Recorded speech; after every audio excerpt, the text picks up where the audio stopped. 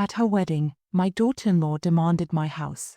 A young family needs this house more, she said. I said no, and she slapped me. So, I picked up the phone and dialed a number. 20 minutes later, 2 men arrived and my daughter-in-law started crying. She had been exposed. Before we continue, please subscribe to the channel and write in the comments what time it is where you are now. The morning of what was supposed to be the happiest day of my son's life started with a phone call that should have been my first warning. Mrs. Richardson, this is the florist. We have a problem with your son's wedding flowers. I glanced at the clock, 7:30 a.m. The wedding wasn't until 4 p.m., but my stomach already felt like it was tied in knots. What kind of problem? I asked, setting down my coffee cup on the kitchen counter of the home I'd lived in for 38 years. Well, the bride called this morning and upgraded the entire floral arrangement. White roses to premium orchids, standard bouquets to elaborate cascading arrangements. The bill has gone from $800 to $3,200. My breath caught. She what? She said you were covering all wedding expenses and that money wasn't an object. She seemed quite confident about it. Money wasn't an object. At 65, living on my teacher's pension and Social Security, money was very much an object. But this was Jessica's way, assuming, presuming, and bulldozing through any obstacle to get what she wanted. I'll call you back, I said, hanging up before the florist could respond. I'd known this day would come. The day when Jessica's mask would slip completely, when her true intentions would be impossible to ignore. I just hadn't expected it to happen on her wedding day. My son David had met Jessica 8 months ago at a coffee shop downtown. She was 26, blonde, beautiful, and working as a freelance marketing consultant, which, as far as I could tell, meant she did occasional social media posts for local businesses while living in a studio apartment her parents paid for. David, my sweet, naive 30-year-old software engineer, fell hard and fast. Within 3 months, she'd moved into his apartment. Within 6 months, he'd proposed with a ring that cost more than his car. And now, here we were, about to watch him legally bind himself to someone who saw dollar signs instead of love. The phone rang again. This time it was the caterer. Mrs. Richardson, we have an issue. By 10 a.m., I'd received calls from the photographer, $1,500 upgrade, the wedding cake decorator, $600 addition for extra tiers, and the venue coordinator, requesting payment for premium bar package, that Jessica had added without consulting anyone. Each conversation followed the same pattern. Jessica had made expensive changes and confidently told vendors that David's mother would handle the costs because she's so generous and wants the best for her son. I sat in my living room, surrounded by the memories of a lifetime. Photos of David from kindergarten through college graduation lined the mantelpiece. The piano where he'd practiced scales for 6 years sat in the corner. The bay window overlooked the garden where he'd played as a child. This house wasn't just my home. It was David's childhood, my late husband's legacy, and my security for whatever years I had left. But I could feel Jessica circling like a shark, and today's vendor calls proved she was ready to strike. My phone buzzed with a text from David. Mom, can you come to the hotel early? Jessica wants to talk to you about something important before the ceremony. Something important. My hands trembled slightly as I typed back, of course, sweetheart. I'll be there at 1 p.m.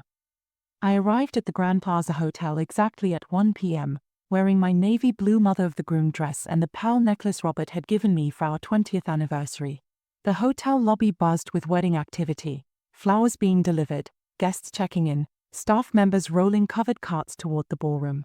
David met me at the elevator, looking handsome in his black tuxedo but nervous in a way that made my mother's heart ache. Mom, thank you for coming early. Jessica is really excited to talk with you.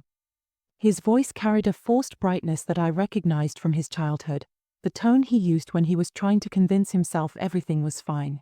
How are you feeling, honey? I asked as we rode up to the bridal suite. Good, really good. Just, wedding day nerves. He ran his hand through his hair, messing up what the stylist had probably spent an hour perfecting. Jessica has some ideas about our future that she wants to share with you.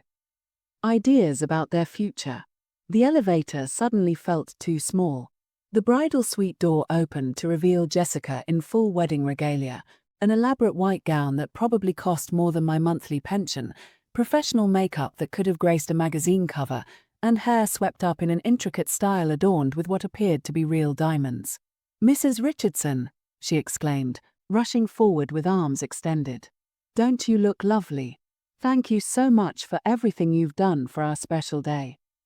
Everything I'd done. The vendor calls suddenly made perfect sense.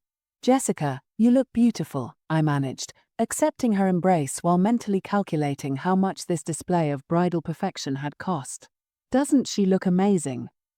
David beamed, wrapping his arm around his bride-to-be. "I'm the luckiest man in the world." "Absolutely stunning," I agreed, because it was true. Jessica was gorgeous, poised, and absolutely radiant. She was also dangerous in the way that only truly beautiful, utterly selfish people could be. "David, honey, could you give your mom and me a few minutes to talk? Girl stuff, you know." Jessica's smile was dazzling, but her eyes held something calculating. "Of course. I'll go check on the guys." David kissed her cheek and headed toward the door. "Love you both." The moment the door closed, Jessica's demeanor shifted. Not dramatically, but enough that I noticed. Her smile remained, but it became more focused, more purposeful. "Mrs. Richardson, can we sit down? I have something really important to discuss with you." We settled onto the suite's elegant sofa, and Jessica arranged her dress carefully around her legs. Everything about her movements was precise, practiced. "First, I want to thank you for being so generous with the wedding expenses. I know some of the upgrades I made were significant, but I wanted everything to be perfect for David." "Jessica, about those expenses." "Oh, don't worry about that right now," she waved dismissively. "What I want to talk about is so much more important. It's about David's future. Our future." She leaned forward conspiratorially. "You know, Mrs. Richardson, I've been thinking a lot about what kind of life David and I want to build together. We're young, we're ambitious, and we want to start a family soon." "That's wonderful, Jessica. David would make a wonderful father." "Exactly. And that's why I think it's time for some big changes." Her eyes gleamed with excitement. "David's apartment is fine for a bachelor, but it's hardly suitable for raising children. We need space, a yard, a real family home." I felt a chill run down my spine. "I'm sure you'll find something perfect when you're ready." "Well, that's the thing. We've found the perfect place already." Jessica's smile widened. "Your house." The words hung in the air like smoke. For a moment, I wondered if I'd heard correctly. "My house." "It makes perfect sense when you think about it," Jessica continued, her voice gaining momentum. "You're living alone in this big 4-bedroom house with that beautiful yard and the 2-car garage. Meanwhile, David and I are cramped in his tiny apartment, trying to build a life together." I stared at her, speechless. "A young family needs that house more than one elderly woman living alone," she pressed on. "David grew up there, so he'd love to raise his own children in the same place. And you, well, you could find a nice little senior apartment or maybe move in with your sister in Florida." "Jessica, that house is my home." "But it could be so much more. Think about it. David's children playing in the same backyard where he played. Family dinners in that lovely dining room. Christmas mornings around that big tree in the living room." Her voice took on a dreamy quality, as if she was describing a fairy tale rather than demanding my life's greatest asset. "I understand you're excited about the future, but Mrs. Richardson, be practical." Jessica's tone sharpened. "You're 65 years old. How much longer can you really maintain a house that size? The upkeep alone must be overwhelming. Wouldn't it be better to let the house go to family who will truly appreciate it?" "Jessica, I'm not ready to give up my home." "Give up? Oh no, you misunderstand." Jessica laughed, a sound like crystal breaking. "I'm not asking you to give it up. I'm asking you to be generous to your son and his new wife, to help us get started in life the way good parents do." "And if I'm not ready for that kind of generosity?" Jessica's smile faltered for just a moment, revealing something cold underneath. Then it snapped back into place, brighter than before. Mrs. Richardson, I think you're not seeing the bigger picture here. David and I are going to be your family now. We're the ones who will take care of you as you get older. We're the ones who will give you grandchildren to spoil. Doesn't it make sense to invest in that relationship? The threat was subtle but unmistakable. Cooperate, or risk losing access to my son and future grandchildren. Jessica, I need you to understand something. That house represents 38 years of my life. It's where I raised David, where my husband and I built our dreams. It's my security, my independence. Security. Jessica scoffed. Mrs. Richardson, your real security is your family. And I'm your family now. No, I said quietly. You're not. The word hung between us like a gauntlet thrown down. Jessica's carefully composed expression cracked, revealing genuine surprise. Excuse me. You're not my family. You're marrying my son, which makes you family adjacent. But family doesn't make demands. Family doesn't issue ultimatums. Family doesn't try to manipulate and pressure. Jessica stood up abruptly, her wedding dress rustling with indignation. I can't believe you're being so selfish on my wedding day. Selfish. I remained seated, looking up at her. Jessica, you've added thousands of dollars to vendor bills without permission, telling them I would pay. You've presented me with a fait accompli regarding my home. And you're calling me selfish. Those are investments in David's happiness. Jessica's voice rose. Everything I do is for David. No, everything you do is for Jessica. There's a difference. For a moment, we stared at each other across a chasm of understanding. Jessica saw an obstacle to be removed. I saw a predator circling my child. Mrs. Richardson, I'm going to ask you one more time to be reasonable. Jessica's voice was tight with barely controlled anger. David deserves better than a cramped apartment. We deserve the chance to build a real life together. And you deserve to spend your golden years without the burden of maintaining a house you don't need. And I'm going to tell you one more time that the answer is no. What happened next shocked me to my core. Jessica drew back her hand and slapped me across the face with enough force to snap my head to the side. The sharp crack echoed through the elegant bridal suite. My cheek burned, and I could taste blood where my teeth had cut the inside of my lip. You selfish old woman, Jessica hissed, her beautiful face twisted with rage. You're going to ruin everything because you can't let go of the past. I touched my cheek gingerly, feeling the heat of the handprint she'd left. But instead of tears or anger, I felt something else entirely. Clarity. Jessica, I said, my voice surprisingly steady, you've just made the biggest mistake of your life. I reached into my purse and pulled out my phone. Jessica watched, probably expecting me to call David or hotel security. Instead, I scrolled through my contacts until I found the number I needed. Mrs. Richardson, what are you doing? I held up one finger, indicating she should wait, then placed the call. Hello, this is Margaret Richardson. I need to speak with Detective Morrison. Please. It's urgent. Jessica's face went white beneath her professional makeup. What are you doing? Yes, Detective Morrison. This is Margaret Richardson. Remember when you told me to call if I ever found concrete evidence of what we discussed? Well, I have it. Evidence of what? Jessica's voice had risen to nearly a whisper. I covered the phone's mouthpiece. Evidence that you're not who you claim to be, Jessica. Or should I call you Rebecca Martinez? Jessica stumbled backward, her elaborate wedding gown catching on the coffee table. 20 minutes, I said into the phone. Thank you, Detective. I hung up and looked at Jessica, who was now gripping the back of a chair for support. Sit down, Rebecca. We have some time to talk before they arrive. I don't know what you think you know, but I know that Jessica Hartman doesn't exist. I know that Rebecca Martinez has outstanding warrants in 3 states for fraud and identity theft.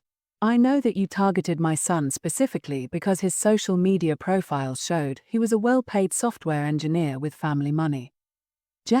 Rebecca sank onto the sofa, her perfect composure finally crumbling. Mrs. Richardson, please. I know that you're not 26, you're 34. I know that the marketing consultant business is a front and that you've been living off credit cards opened in David's name without his knowledge. How did you? How did I find out? The same way any mother protects her child, by doing my homework. I sat back down across from her, my cheek still throbbing from her slap. It started with little things. Your stories about your childhood never quite matched up. Your references to college experiences that didn't align with the dates you claimed. Your reluctance to introduce David to your family. Rebecca was crying now, mascara streaking down her cheeks. But what really got my attention was your knowledge of my finances. You seemed to know exactly how much my house was worth, exactly what my pension payments were, exactly what assets I had. That kind of information requires research, doesn't it? Mrs. Richardson, I can explain. I hired a private investigator 3 months ago. Former police detective named Jack Morrison.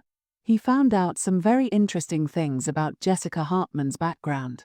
Or rather, the complete lack thereof. Rebecca doubled over, sobbing into her hands.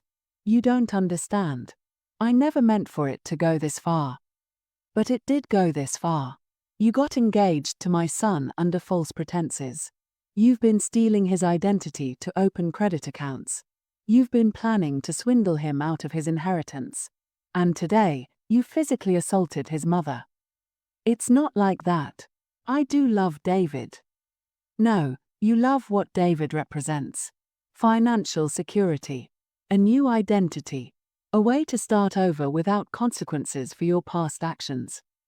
A knock at the door interrupted us. Rebecca looked up with panic in her eyes. That's probably Detective Morrison and his partner, I said, standing up. I suggest you cooperate with them. It might go easier for you if you do. I opened the door to find 2 men in dark suits. Detective Morrison, whom I'd met several times during his investigation, was a tall man with grey hair and kind eyes. His partner was younger, with the no-nonsense demeanor of someone who'd seen every kind of human deception. Mrs. Richardson, Detective Morrison said gently, are you all right? You sounded distressed on the phone. I'm fine, Detective. But I think you'll want to speak with Ms. Martinez here. She just confessed to several crimes, and... I touched my cheek. She became physically violent when I refused her demands. Both detectives looked past me to where Rebecca sat collapsed on the sofa, her wedding dress spread around her like the remnants of a shattered dream. Rebecca Martinez, the younger detective said, we have warrants for your arrest in Oregon, Nevada, and California. You're under arrest for fraud, identity theft, and aggravated assault. The next 20 minutes passed in a blur. Rebecca was read her rights, cuffed, and led away in her wedding dress. Hotel security arrived to manage the situation discreetly. The wedding coordinator appeared, pale-faced and stammering about what to tell the guests. But my heart broke for David. My son, who was probably downstairs right now adjusting his tie and practicing his vows, had no idea that his bride was being arrested for fraud. Mrs. Richardson, Detective Morrison said as his partner escorted Rebecca from the room, you did the right thing. This woman has left a trail of destroyed lives across the country. Your son would have been her next victim. How am I going to tell him? The truth, It's all you can give him. Detective Morrison was right, of course. But that didn't make the conversation any easier. I found David in the groom's preparation room, straightening his boutonniere and grinning at his reflection. When he saw me, his face lit up with the same joy I'd seen every Christmas morning of his childhood. Mom, how was your talk with Jess? She was so excited about whatever surprise she had planned for after the honeymoon. My heart shattered into a million pieces. David, honey, we need to talk. Sit down. Mom, you look pale. And what happened to your cheek? It's all red. I sat beside my son and took his hands in mine. David, there isn't going to be a wedding today. The words tumbled out then, the investigation, the fraud, the false identity, the assault. David's face cycled through confusion, denial, anger, and finally devastating heartbreak. She hit you. His voice was barely a whisper. That's the least of it, sweetheart. But she loved me. She said she loved me. I know she did, honey. Or at least, I know she said she did. David broke down then, sobbing with the abandoned grief of someone whose entire world had just collapsed. I held my 30-year-old son the same way I'd held him when he was 5 and had fallen off his bicycle. How did I not see it, Mom?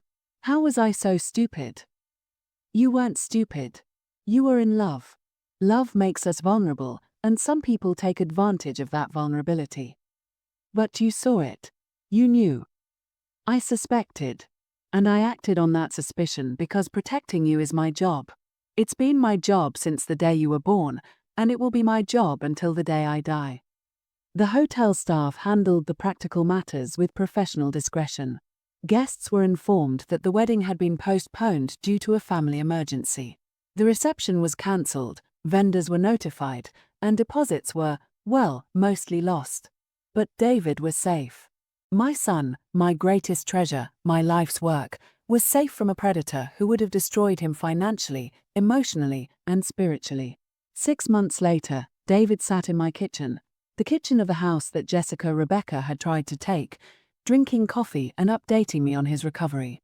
I got the final credit report yesterday, he said. She opened 7 different accounts in my name. The total debt was almost $60,000. But she loved me. She said she loved me. I know she did, honey. Or at least, I know she said she did. David broke down then, sobbing with the abandoned grief of someone whose entire world had just collapsed.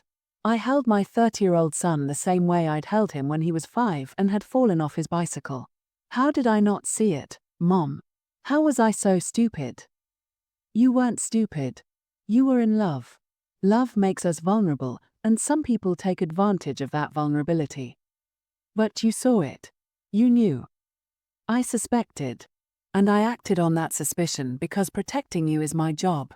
It's been my job since the day you were born, and it will be my job until the day I die. The hotel staff handled the practical matters with professional discretion. Guests were informed that the wedding had been postponed due to a family emergency. The reception was cancelled, vendors were notified, and deposits were, well, mostly lost. But David was safe. My son, my greatest treasure, my life's work, was safe from a predator who would have destroyed him financially, emotionally, and spiritually. 6 months later, David sat in my kitchen, the kitchen of the house that Rebecca had tried to take, drinking coffee and updating me on his recovery. I got the final credit report yesterday, he said. She opened 7 different accounts in my name. The total debt was almost $60,000. But the fraud protection covered most of it. Yeah, the police investigation made it pretty straightforward to prove I wasn't responsible. My credit score is already bouncing back. I set down my coffee cup and looked at my son, really looked at him. The hollow, broken expression he'd worn for months after the wedding disaster was gone. His eyes were clear, his posture was strong, and he was smiling again. How are you doing, really? Better. A lot better. Therapy has helped, and honestly, knowing that you protected me when I couldn't protect myself, it means everything, Mom. That's what mothers do. Not all mothers. Some mothers would have let their kids make their own mistakes, even catastrophic ones. Well, I'm not some mothers. I'm your mother. David laughed, and the sound filled my heart with joy. Yeah, you are. The best mother a guy could ask for. 3 weeks later, I received a letter from the Oregon State Attorney General's office. Rebecca Martinez had been sentenced to 5 years in prison for her various fraud convictions. The letter thanked me for my cooperation in the investigation and noted that my testimony had been instrumental in protecting other potential victims. I filed the letter away and went to tend my garden, the garden behind the house that Rebecca had tried to steal, the house where David had learned to ride a bicycle and where, God willing, my future grandchildren would learn the same skill. At 65, I'd learned something important about family, loyalty, and protection.